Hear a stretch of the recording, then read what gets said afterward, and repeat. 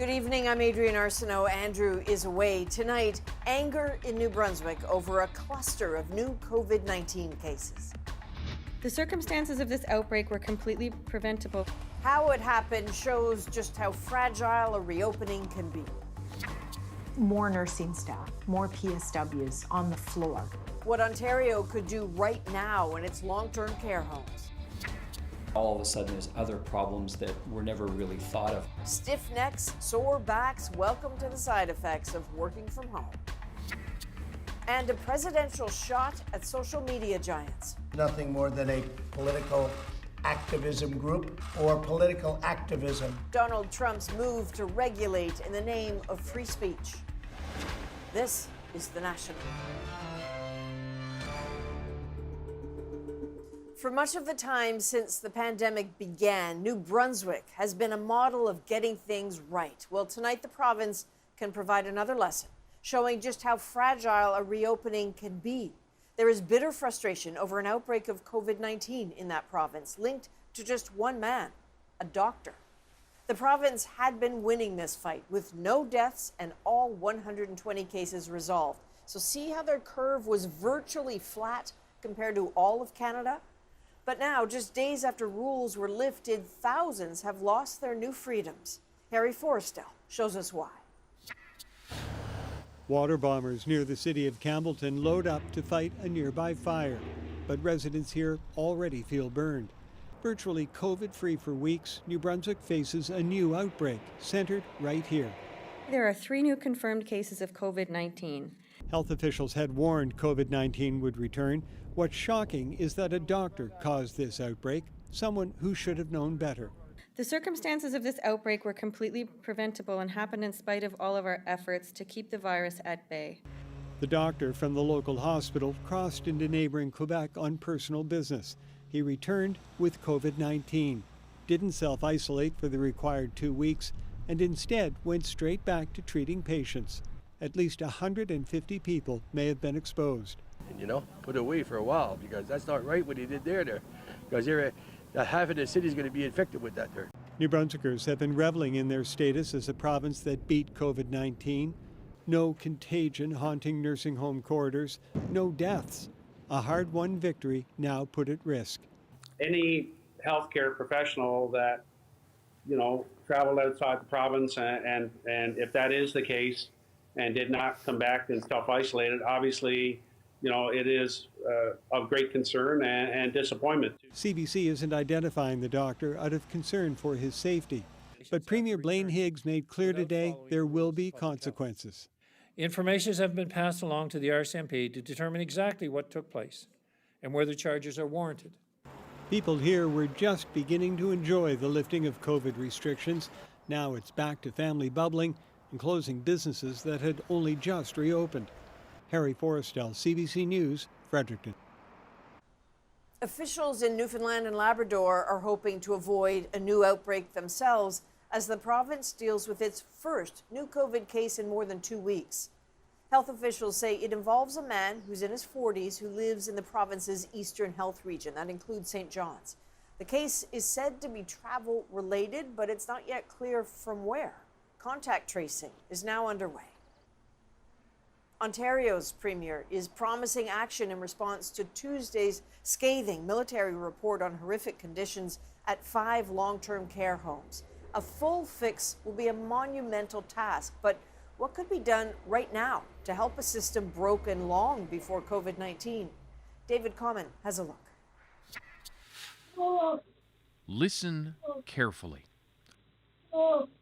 A care home resident is dying. Her breathing tube may be clogged.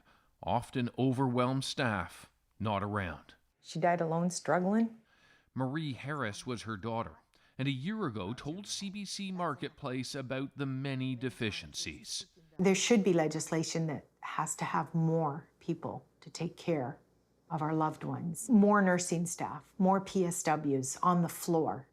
The current government has an enormous task. But the tasks are clear for Alex Van Kralligen, who served as a lawyer on a recent public inquiry examining long-term care.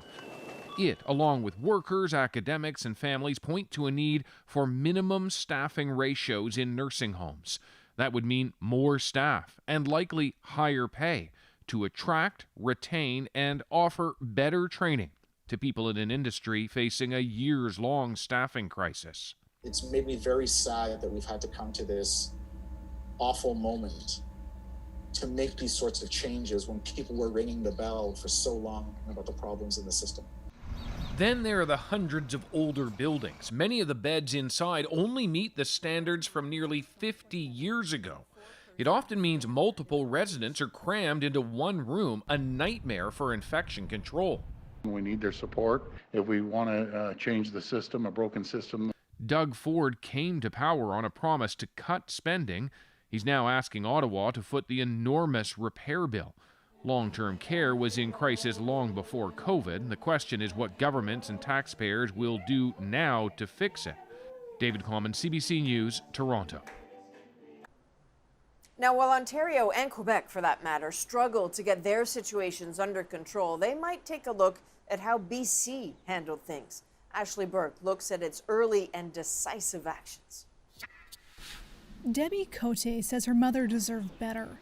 The 73-year-old died from COVID-19 after a massive outbreak hit her long-term care home. She could barely breathe. We just worried and worried and worried every day, my sister and I. What happened there is part of a grim Canadian comparison. Ontario homes have seen 15 times more deaths than those in British Columbia. That has to do with our government taking very decisive action immediately and having a very coordinated approach. That approach kicked in shortly after the province reported its first case in a long-term care home in early March. There have been many, of course, emotional days and difficult days with COVID-19 for a lot of people, but that was a day that I'll never forget.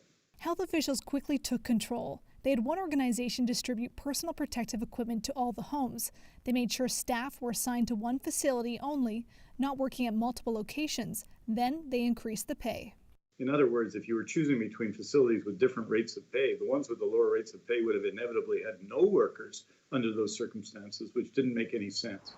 Ontario has tried some of this, but the union said it was too slow, including the pay increase. It has not started flowing in the vast majority of facilities in Ontario. She's gonna love this tree. Sadly, it's all too late for Cote's mother. She's now planting a lilac tree to scatter her ashes nearby.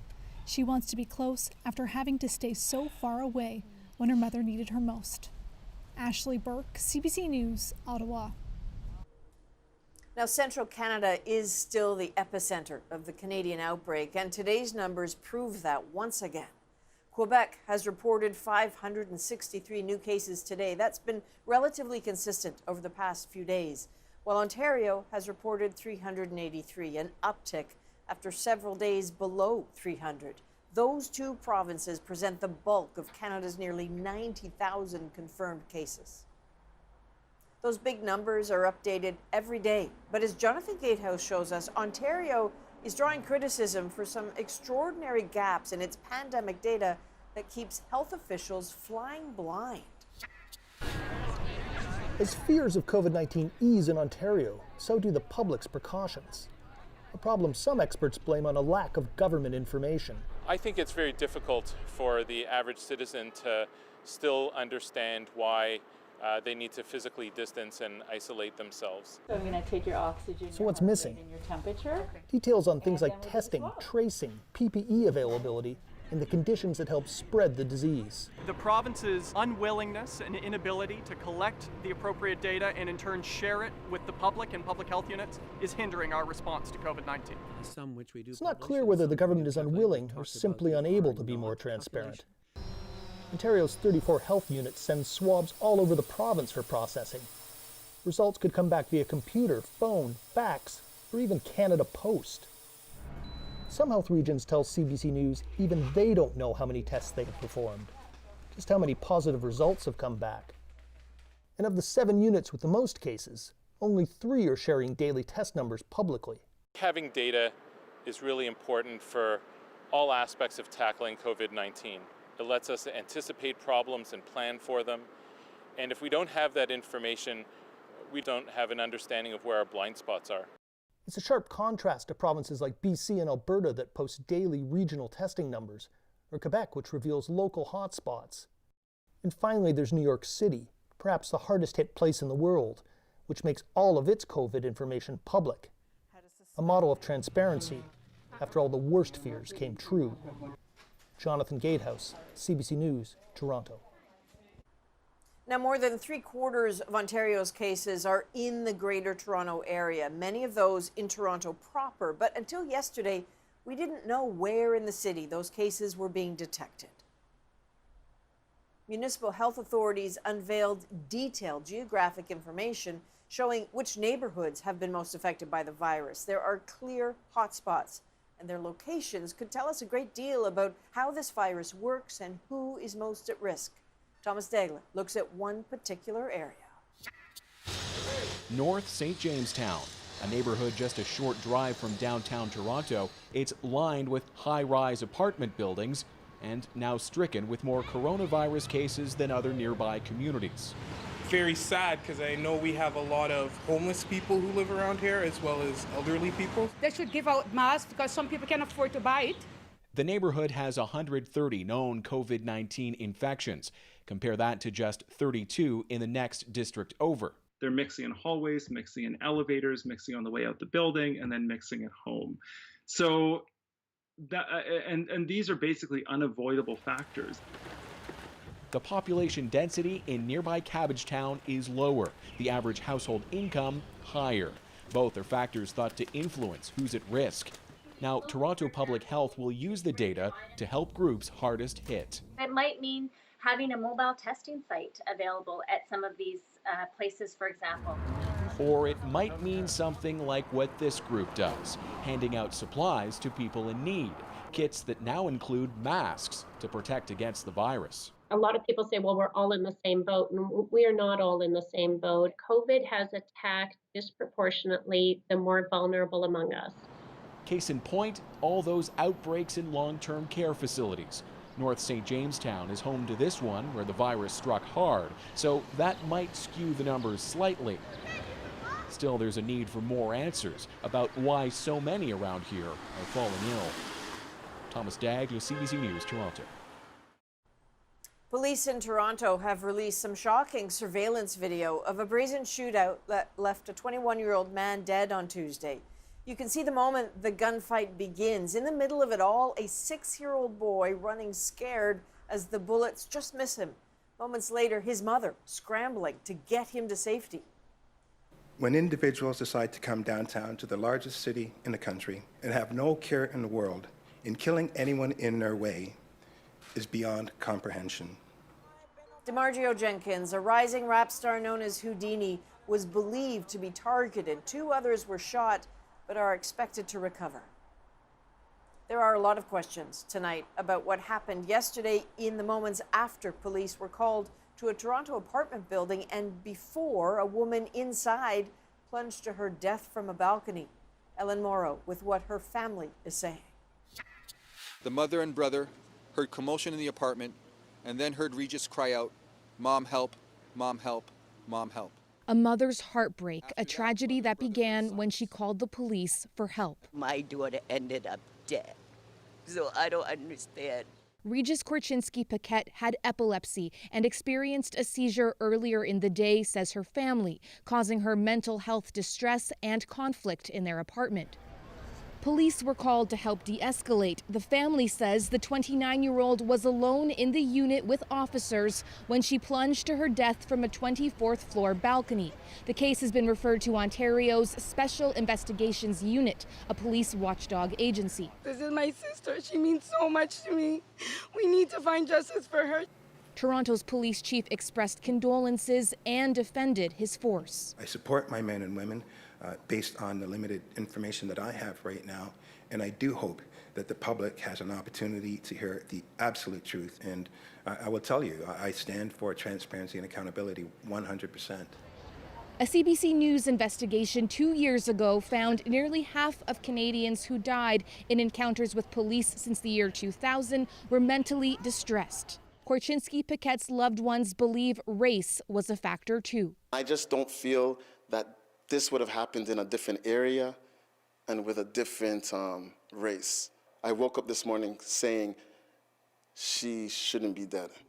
Pastor Roy Dawson says police need to fix broken trust. She had a smile that lit up her room. She had a heart that was of gold, man. She was such a loving person. One who leaves behind a family in unimaginable pain. Ellen Morrow, CBC News, Toronto. There are growing calls for police accountability and charges in Minneapolis. It's been sparked by the death of a black man named George Floyd and video showing his brutal treatment upon arrest. So that has led to this, a third straight night of protests in the streets. Demonstrators calling for justice as officials call for calm. Last night, violence erupted. The result, utter destruction. And as Paul Hunter shows us, the anger there, the frustration runs so much deeper. Minneapolis today, with its charred remnants of last night's rioting, the fury evident at every corner. Overnight, demonstrators had rampaged. The violence, the anger, and the flames, at times well out of control, continued until dawn. And throughout, looting was equally rampant. It's all become soberingly familiar in this country, so too the action that sparked it. 320, we're code 4. This body cam video and separately this security video show some of the last few minutes of George Floyd's life. Stopped on suspicion of passing counterfeit money, what seems a straightforward arrest somehow devolves into this. I can breathe. Please, in the name of the... Excruciating to watch, it's Floyd now on the ground begging for his life, handcuffed, gasping for air, police officers knee on his neck while others do nothing. Mama. I'm never going to get my brother back. Floyd's brother, Philanese, said today he's tired of seeing black men die. They executed my brother in broad daylight. The officers involved have all been fired. The city's mayor wants them charged as the frustration continues. The reason why you see the anger in Minneapolis is because this is not the first time. Civil rights leader Al Sharpton today emphasized the rioting in Minneapolis isn't the issue. The violence I'm addressing is how a man could hold a man down with a knee on his neck for 9 minutes. That's when the violence started. Seeking answers and justice in a country grappling yet again with its seemingly forever racial divide. Paul Hunter, CBC News, Washington. Donald Trump has retaliated against Twitter days after it flagged one of his tweets with a fact check. He has imposed an executive order that threatens the legal protections under which social media companies operate. Well, tonight, Twitter is calling it reactionary and politicized. Katie Simpson has the details. We're here today to defend free speech from one of the gravest dangers it has faced in American history. The grave danger the U.S. president sees is an anti-conservative bias on social media platforms like Twitter and Facebook. And it's why today's executive order is aimed at making them liable for how they regulate content and what users post. What they choose to fact check and what they choose to ignore or even promote is nothing more than a political activism group or political activism. Trump is frustrated with Twitter in particular after the platform slapped a fact check this week on his misleading tweets about voter fraud. And that's why he wants these tech giants to face the same scrutiny as traditional publishers. When Twitter and other companies act in a way where they're labeling tweets or labeling content, that they're acting in an editorial manner that makes them publishers, and so they lose that immunity. The order will likely be challenged in court, and experts question whether the president has the authority to make this change, though early reaction is mixed. I just believe strongly that that Facebook shouldn't be the arbiter of truth of everything that people say online. Trump's opponents say this is a deflection tactic from the 100,000 Americans dead by COVID and 40 million more out of work. But what the president is doing is silly. It's silly. But let's say this. It's a distraction. This issue is expected to become even more fraught as the U.S. inches closer to Election Day. With coronavirus putting traditional campaigning on hold, the use of digital space has never been more important. Katie Simpson, CBC News, Washington.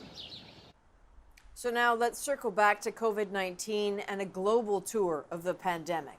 The total number of cases edged closer to 6 million. Nearly 360,000 lives have been lost. The U.S. has been the worst hit. 102,000 have died there now. That is followed by the U.K. with 37,000 deaths. Italy has lost 33,000. At its peak, almost 1,000 people a day were dying there. But now it's fewer than 100 a day. And in less than a week, the country will reopen its national borders and allow free travel. As Megan Williams shows us, that has tensions running high. Life returns to the central piazza in Brescia 2 months ago at the epicenter of Italy's coronavirus outbreak. But reminders that Italy is not out of the woods yet still ring through the air. One of the first people to be taken to this hospital in Brescia from his home nearby was Michele Vitiello. He touches the reminder of his 2 weeks on a ventilator. But even he says Italy needs to risk relaunching its economy. When the coronavirus exploded in Italy in late February, it exploded in northern Italy, cities like Bergamo and here in Brescia, the industrial heartland of Italy, an area that produces everything from trucks, car parts, and weapons to apparel, shoes, beer, and wine. Una pacca sulla spalla. Un saluto più caloroso. And it's the outdoor consumption of beer and wine by tight clusters of young people that led to the release of this ad, warning one small slip and the whole country could grind to a halt. If we don't take the appropriate precautions, then we are going back to square one. But this COVID data expert says the virus is spreading in places most people don't expect. Many of us still think that most of it are within families or within, places for old people. The truth is, most of it during February and March have taken place at places of work that did not close down, factories especially. And with Italy returning to work, testing is crucial. He says without aggressive, widespread testing and tracking, the life that has returned to Italy's streets and piazzas could once again disappear. Megan Williams, CBC News, Brescia. On the heels of fresh criticism from the Chinese government, Justin Trudeau has commented on yesterday's court ruling against Meng Wanzhou. We have an independent judicial system that has rendered a judgment without any political interference. There are a number of further legal steps available to Ms. Meng that she will undoubtedly avail herself of.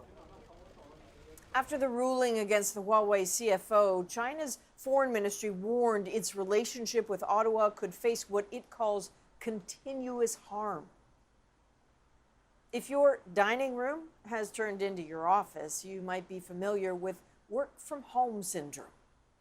You're working at your kitchen table and it's putting the body into awkward, prolonged positions. Up next, tips for staying injury-free. Rosie and the crew take on the political response to those damning military reports about long-term care homes. Should Ottawa step in? And keeping people smiling with a joke hotline. The Calgary High School project that's earned some serious celebrity attention. We're back in 2.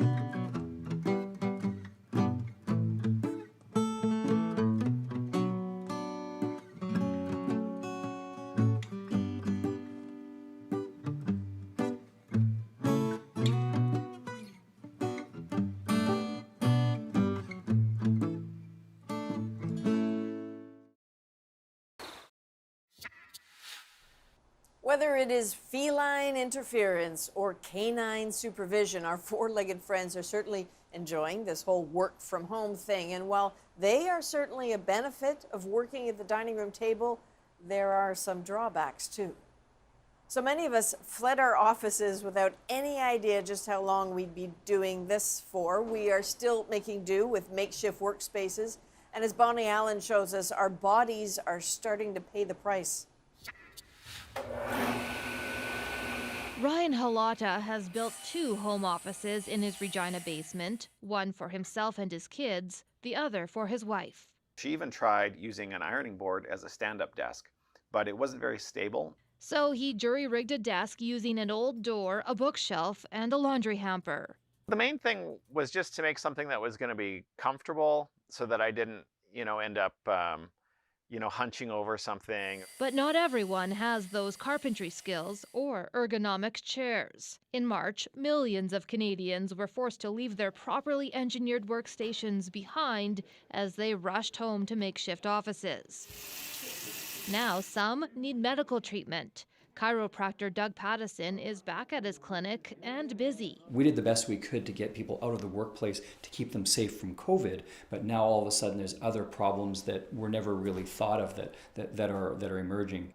He says he's already treated several patients for chronic strain in their neck, back, and shoulders. Pattison calls it work-from-home syndrome. You're working at your kitchen table, or you're the island, or sitting on the couch, and it's putting the body into awkward, prolonged positions. So I'm not reaching forward, or I'm not having to reach down. Occupational therapist Ian Lewis says poor ergonomics at home will mean discomfort for some, but for others, a work-related injury. If it happened at work and you feel it's part of a work-related injury, then you can file a claim with WCB. I think it's also a very strong reminder for employers that there is a requirement to provide safe workspaces. There's a sticky spot right there. Doug Pattison says employees should take breaks, stretch, and ask their companies for proper equipment. But he expects to see more patients walk in his door feeling the pain. Bonnie Allen, CBC News, Regina. Still ahead, Andrew takes a look at what to expect as things start to reopen. Tonight, buying and selling homes. Plus, your virus questions, including how often should you clean your glasses?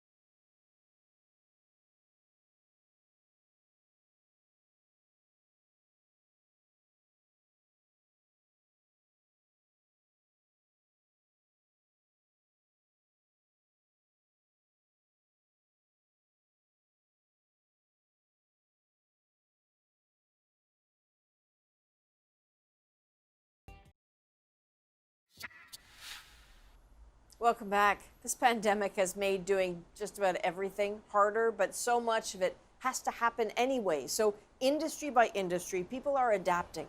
Andrew takes us through the big changes in real estate. Whether you're buying or selling, the real estate game has changed since COVID-19. So what should you expect? Well, one of the most notable things is that open houses are largely a thing of the past. Makes sense. You don't want strangers congregating, and what seller would want to host that gathering? So when you look at a listing, you may actually find live online open houses at a scheduled time. So are you ready for a FaceTime tour? Here is the living room.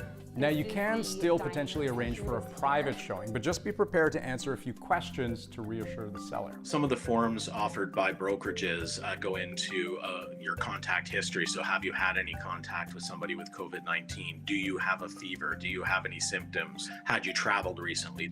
What's more, when you're inside, you may be required to wear a mask, use hand sanitizer, and also promise not to touch anything. As a seller, you'll also have some new considerations. For starters, whether you want to allow private showings at all. That's your choice. Just keep in mind that if you have a condo board, they may have a say in the matter. But otherwise, if you invite someone in, just be sure to wipe down all of the high-touch surfaces, and the advice is, for everyone's sake, to make your home as touchless as possible. The homeowner should leave all the lights on. They should open up all of the doors, including things like the electrical panel and the cupboards, so that people can see the plumbing and the electrical, go through the property easily without having to interact with those surfaces. And either way, you may be asked to keep any in-person dealings short, 10 to 15 minutes. And if you have a real estate agent, have a clear, upfront conversation with them about what other things might be different in a COVID-19 world, because it is most certainly not business as usual. With all the changes, all the new concerns, come a whole lot of questions from you. So every night, we're putting them to doctors. Earlier, I spoke with infectious disease specialist, Dr. Lenora Saxinger. So hi there, Dr. Saxinger. Let's get right to the very first question. If you have recovered from COVID, can you stop social distancing?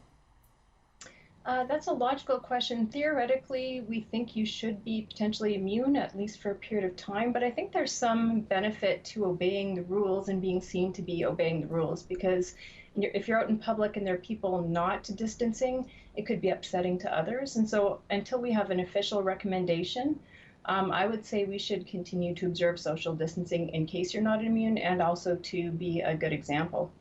Okay, this next one's kind of interesting.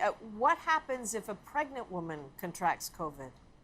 Yeah, that's an interesting thing as well. We're coming up on 6 million cases worldwide, and there has not been a strong signal of a particular worse disease or pregnancy outcome issues so far. So if there is an effect, it's probably not really large. I did see one study of 400 pregnant women with an ICU admission rate of around 10% and a death rate of 1%, and that's not too different than we'd expect. We also haven't seen any strong signal of problems with the developing baby, which is reassuring, but we do have to watch out for problems like premature labor, which could be a consequence of illness in pregnancy. Okay, here's one that's pretty practical. We're reminded often on the proper use, removal, and cleaning of our non-medical masks. However, there's never a mention of our glasses. Should there be a similar protocol? That's interesting. I think the difference to me is that a mask is actually filtering air and is a place where we think virus could theoretically collect, actually on both the inner and outer surface, whereas your glasses are just moving through the world with you. Because they are facing the world, I would say that you should consider cleaning your glasses more often and washing your hands after touching them. But I don't think they have the same risk of masks, of basically being a virus catcher or virus concentrator.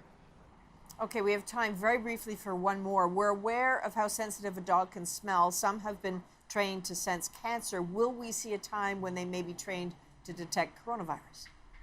That's actually a really interesting question. I did just see something that there are some studies that they're trying to do with a cohort of dogs that have been trained to sniff the urine of COVID patients and identify them.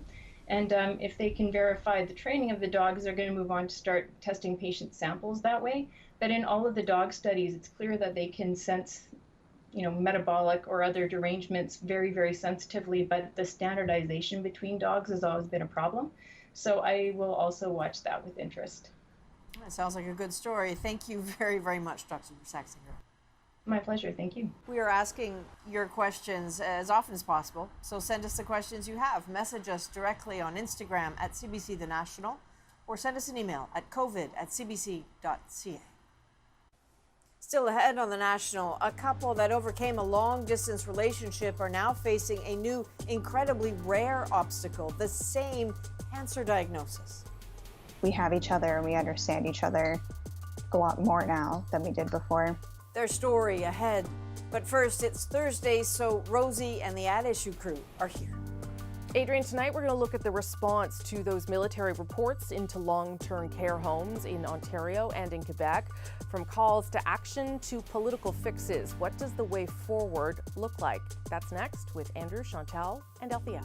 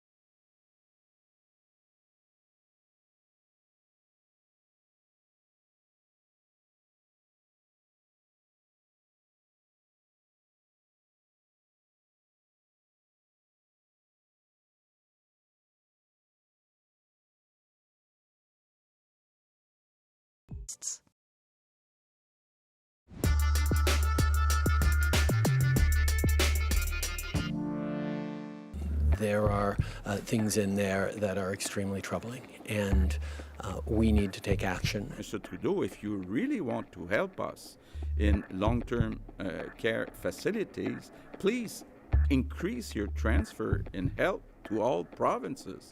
No province can do it alone. We need their support if we want to change the system, a broken system.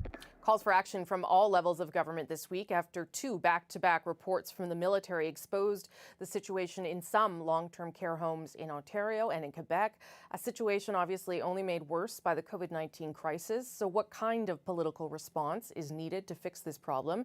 It's Thursday, and I'm here with At Issue, Chantal Hébert, Andrew Coyne, and Althea Raj. Good to see everybody. Althea, good that you're back this week. We appreciate it. Technical problems have been surmounted. Obviously, this isn't the first time that we have have heard about problems in long-term care, but it seems because of the pandemic, because perhaps it's the military that made these observations, political leaders are under some pressure. And I wonder whether this will change in a real way because of what we have seen and heard this week. You know what, I'll start with Althea because she didn't get a chance last week, Althea. Well, I think a few things happened. One, there was outside accountability. So there was pressure for the federal government to say something and do something, and it fit in a narrative that Justin Trudeau, the Prime Minister, had been talking about for weeks, frankly. And he has already said he's ready to do something about this. And so the fact that it emerged through the military, I think, is not that surprising. This speaks to long-standing problems that everybody was aware of, but I think the fact that you have a vulnerable population who mostly cannot speak up for themselves, I'm thinking about people, many of whom have dementia in long-term care homes, and workers who themselves feel vulnerable. A lot of new immigrants are working, women, sometimes the sole providers in their family, are working in these homes, precarious jobs. They don't pay much. They are usually part-time jobs because it's too expensive to have full-time employment. You had, like, it wasn't that we needed another report. It was that this one came with alarm bells, and the fact that there are 4,000 people that have died is really hard to ignore. It came with alarm bells, Andrew, but it also came with a conversation around jurisdiction, which I understand for sure, but I wonder whether we can surmount the question of jurisdiction to get to actual solutions. Probably not. We are in the pressure cooker of an immediate crisis right now with a lot of political heat. And while we absolutely need to fix this problem, problems of this nature are not going to be fixed overnight. So I would beware of quick solutions or instant analyses of this. And I would beware of one level of government deciding they're just going to do this on their own, particularly if it's the federal. They will run into resistance from the provinces. And as I say, not always, I mean, I'm one who has bashed the provinces on occasion in the past.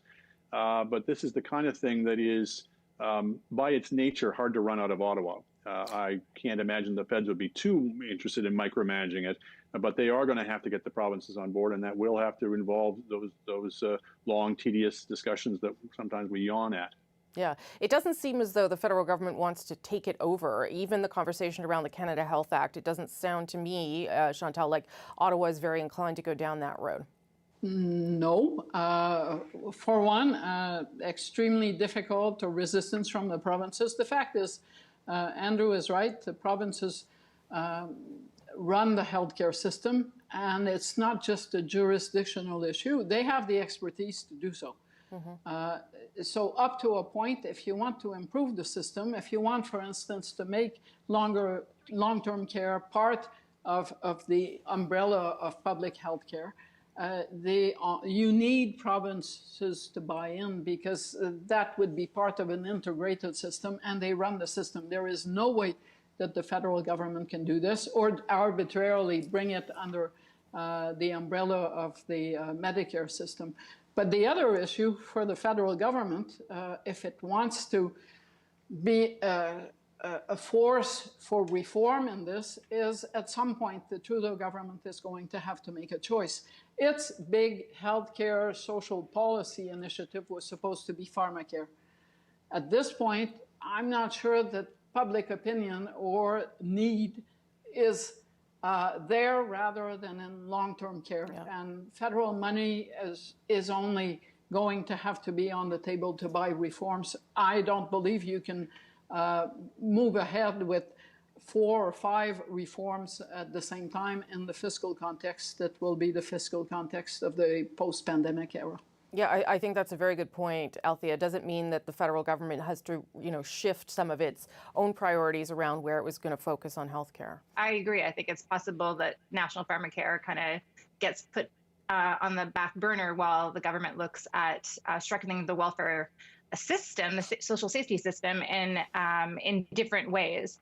I think the conversation over jurisdictional issues kind of has monopolized, I would say, like the media's questioning at press conferences. But instead of asking how he's going to get the provinces to agree, we, the media, have not really asked him how much money he's willing to put forward to fix the problem. And that's probably what we should be focusing on, because the provinces seem ready to move as long as Ottawa is ready to fork over the cash. It could, I mean, they might be waiting to say, here's what we need, so that Ottawa doesn't over-offer in terms of what they have in mind. But what kind of beyond the funding point of it, Andrew, what is the leadership play that Ottawa could have in this conversation? Or is that it? I think it is mostly funding, and I think we want to be aware of this for a couple reasons. One is that we've been mentioning that they already have enormous burdens that they're taking on already, in many cases to bail out the provinces. Most of those, a lot of those, the programs that they've enacted are short-term things they can unwind once the crisis is passed. This is a more permanent thing. So if you're going to undertake that kind of additional expense, then you have to know, first of all, what you're going to do without to make room for it. And secondly, what exactly you think you're going to be contributing to it that is not contributed by the provinces. Whether more money is required or smarter regulation, for example, of these homes is another question. In Ontario's case, the inspectors apparently, stopped inspecting in-person inspections partway into the pandemic. That certainly didn't help. Chantal. But can we agree that beyond jurisdiction and federal, provincial, that the aging of the population has been a major policy issue that's been on the radar for a long, long time, and not based on some uncertain assumptions. And what we are seeing as a result of the pandemic, but that is not the main cause, is what happens when governments shovel forward structural demographic issues that have been looming. Okay, I gotta leave it there. Thank you all. Glad you're all here. Althea, glad we got you back this week. Before we go, be sure to subscribe to At Issue, the podcast. We've always got extra content there. This week we'll talk about Meng Wanzhou's extradition, what it means for Canada-China relations. Look for it on any major podcast app and our website, cbcnews.ca/The National. For now, though, back to Adrian in Toronto. Next on The National, the couple fighting a rare double cancer diagnosis. The story of Luke and Lindsay Belding right after this.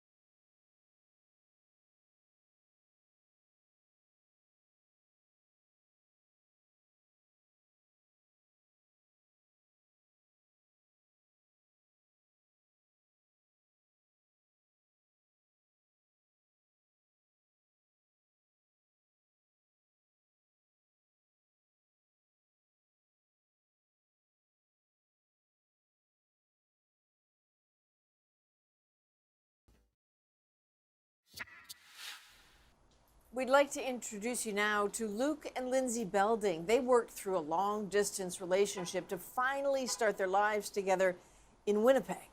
But then came one devastating blow followed by another. We'll let Cameron McIntosh tell you about those and the part COVID-19 is playing. A young couple just getting started, but now fighting the same rare blood cancer. The odds of it, say their doctors, unheard of. My reaction was just complete shock.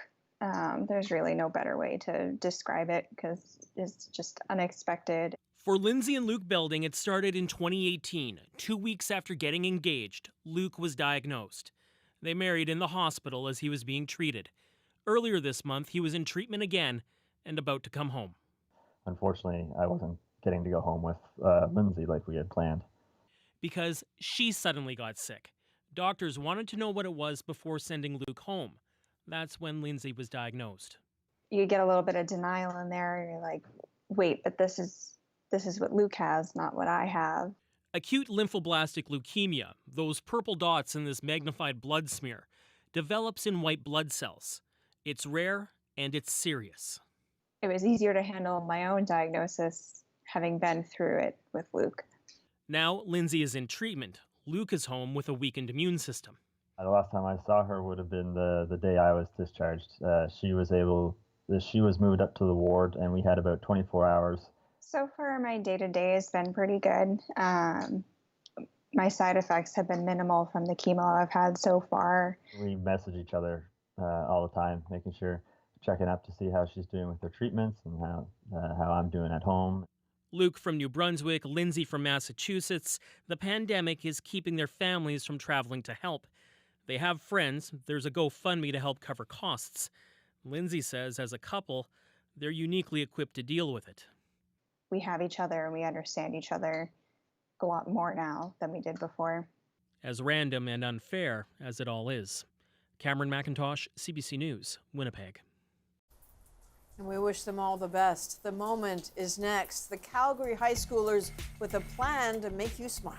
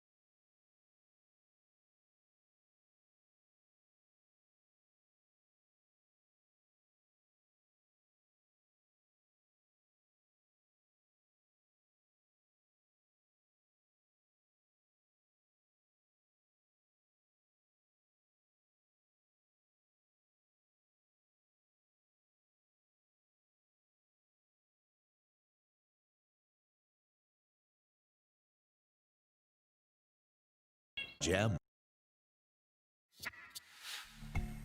This Calgary teacher and his students wanted to bring some joy in the midst of the pandemic, so they set up a hotline. Call the number, hear a joke. So they called the hotline Joy for All, and it's caught the attention of many Canadians and one famous talk show host, and that is our moment. What is a tornado's favorite game to play? Twister. So the Joy for All project is a phone line that you can call at any time, at any hour of the day. The goal being to create connection, especially across generations. So when you call our number, 1-877-JOY for all, you will hear a message. I went to a wedding where 2 satellite dishes got married. The ceremony wasn't great, but the reception was amazing. We haven't really delved a lot into the knock-knock joke, so we feel like we probably have a few, more months worth of humor. We hit 21,000 as of, I think, Monday, especially after the James Corden show. The legendary comedian Billy Crystal is here right now. Billy, how are you? Good. Hi, James. It was the best thing ever. The surprise from Billy Crystal was unbelievable. I think, I still haven't stopped vibrating from How do you keep a bagel from getting away? You put locks on it. Ba-dum-bum. So listen, good for you guys. They originally started this as to reach out to seniors. So many others are calling. Keep it up. That is a national for Thursday, May 28th. Good night.